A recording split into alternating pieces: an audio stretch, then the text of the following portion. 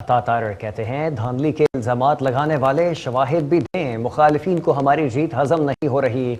अवाम ने खिदमत का ट्रैक रिकॉर्ड सामने रखकर मुस्लिम लीग नून को वोट दिया। अगर 2024 के इलेक्शन पर सवाल उठाते हैं तो क्या सिंध हुकूमत पर नहीं उठता? अता तारर ने कहा, नताइज को खुशदिली से कबूल करें और आगे बढ़ें। जिस तरह नून लीग ने गिलगित बल्तिस्तान में आपको मुबारकबाद दी, आप भी देते हैं।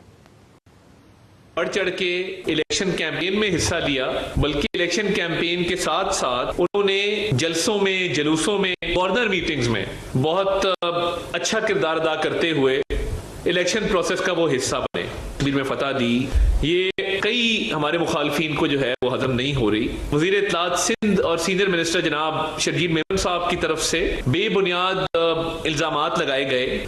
2024 के इलेक्शन पर सवाल उठाना, तो क्या वो सवाल सिंध पे नहीं उठता अगर आप सवाल उठाते हैं? अवामी फलाह बहबूद, अवामी खिदमत, तामीर और तरक्की, ये मंशूर था, ये हमारा विजन था जिस पर लोगों ने वोट दिया।